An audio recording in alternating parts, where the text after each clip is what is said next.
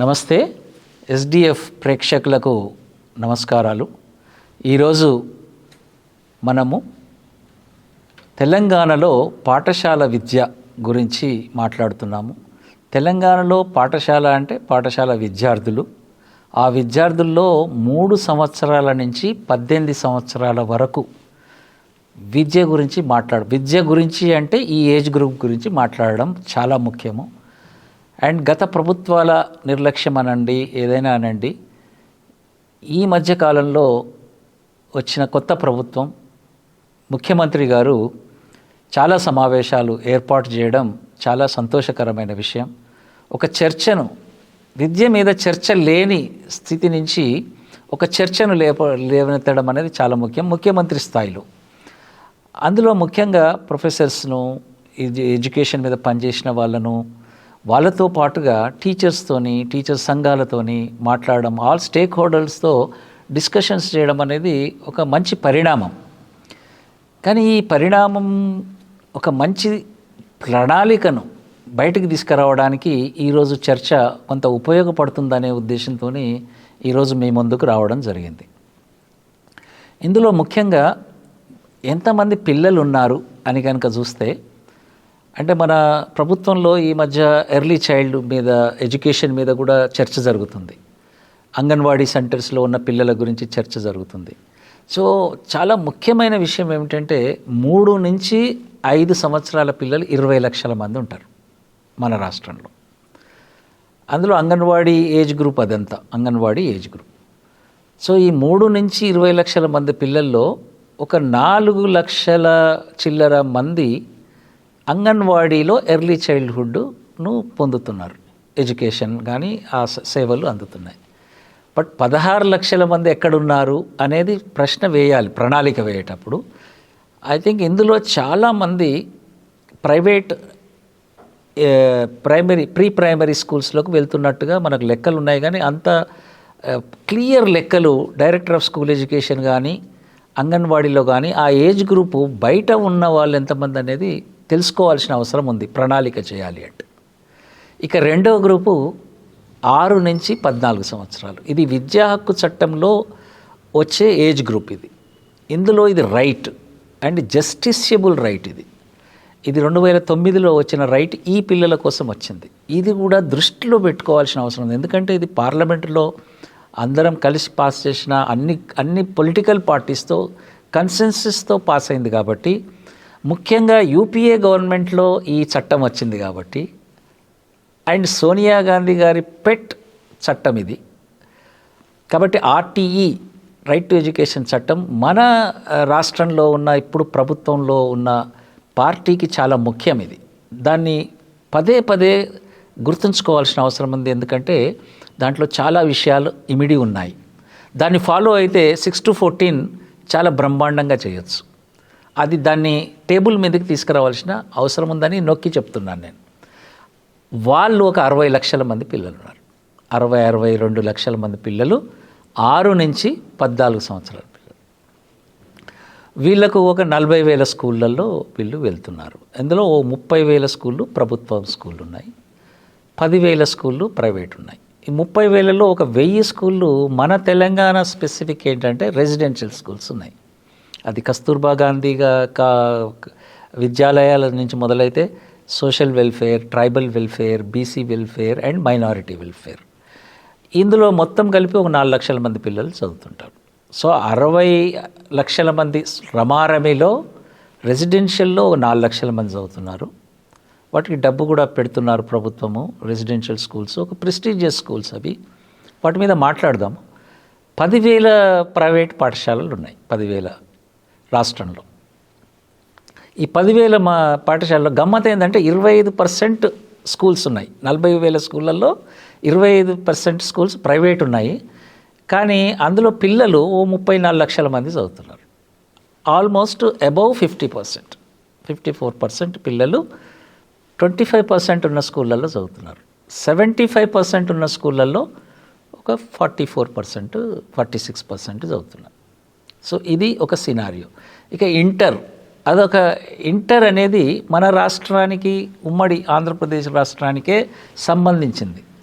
అన్ని రాష్ట్రాల్లో దేశంలో 9, 10, 11, 12 ప్యాటర్న్ ఉంటుంది. ఆ ఉండడం వల్ల ఆ 12th వరకు పిల్లలకు అందుబాటులో విద్య అందుతుంది. సీనియర్ సెకండరీ అంటారు దాన్ని.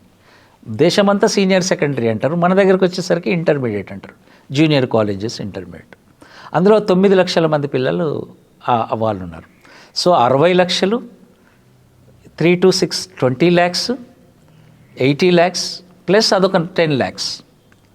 Now 90 lakhs to 1 crore children గురించి చర్చ చేస్తున్నాం. నేను చెప్తున్న ఈ నెంబర్ అంతా కూడా 2019-16 NFHS లెక్కల ప్రకారంగా ఇప్పుడు ఒకవేళ సెన్సస్ జరిగితే దాదాపుగా 1 కోటి మంది. సో నౌ 1 కోటి మంది పిల్లల గురించి చర్చ.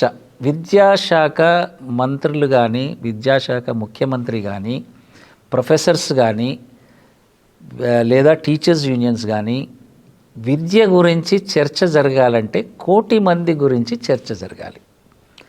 అండ్ ఆ చర్చ ఏంటంటే లాంగ్ టర్మ్ ఉండాలి. ఒక 20 ఏండ్ల ప్రణాళిక. ఒక 10 ఏండ్లకు ఇప్పుడున్న పాప 10th క్లాస్కి రావాలి అంటే 15 ఏండ్లు పడుతుంది. సో ఆ 15 ఏండ్ల కోసం ప్లాన్ జరగాలి. ఎందుకంటే మనము ఈ ప్రభుత్వంలో ఒక మంచి విద్యను అందించాలి అనుకుంటున్నాం కాబట్టి.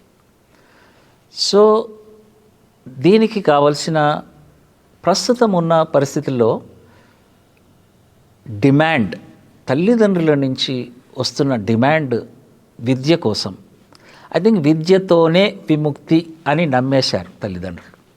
ఇప్పుడు మనము మోటివేషన్ చేసి మీ పిల్లలు చదువుకుంటే బాగుంటుంది కన్నా వాళ్ళు ఒక తరం, అంటే మనము ఎప్పుడు ప్రణాళికలు వేసినా కానీ పాత తరంని దృష్టిలో ఉంచుకోవద్దు. ఈ తరం అంతా కూడా 95లో పుట్టిన వాళ్ళు ఈ తల్లిదండ్రులు. 1995 అంటే 30 ఏండ్లు పిల్లలు, 30 ఏండ్ల తల్లిదండ్రులు, ఈ ప్రైమరీ స్కూల్ తల్లిదండ్రులు. చాలాసార్లు మనము ఆ తల్లిదండ్రులను, మన తల్లిదండ్రులను ఊహించుకొని ప్రణాళికలు వేస్తుంటాం. దే ఆర్ మోడర్న్ తల్లిదండ్రులు. వాళ్ళకు విద్య అవసరం అనేది వారి పరిసరాల్లో, వాళ్ళు ఎదిగిన తీరులో, వాళ్ళు మిస్ అయినది చాలా స్పష్టంగా వారికి క్లారిటీ ఉంది. ఆ డిమాండ్ ఏదైతే ఉందో విద్య కోసం ఉన్న డిమాండ్ను సప్లై ప్రభుత్వాలు చేయవలసి ఉండే గత 20 సంవత్సరాలుగా. ఆ సప్లైని డిమాండ్ను గుర్తించి వారికి సరిపడా వసతులు కల్పించాల్సి ఉండే. కానీ ఈ డిమాండ్ను ప్రైవేట్ వాళ్ళు గుర్తించారు. Actually as a right of a child, ఒక విద్యా హక్కుగా ప్రభుత్వము రాజ్యాంగ పరంగా గుర్తించి ఆ డ్యూటీని చేయాల్సి ఉంటుంది. ఎక్కడో మిస్ అయిపోయినాం మనం. ఆ మిస్ అయిన సందర్భమే ప్రైవేటు యాజమాన్యాలు వచ్చినాయి. సో వాటి మీద మనం డిస్కస్ చేద్దాం. సో ఇది సినారియో. ఈ సినారియోలోనే మనము ప్రణాళికలు థింక్ చేయాలనేది నా విజ్ఞప్తి అందరికీ.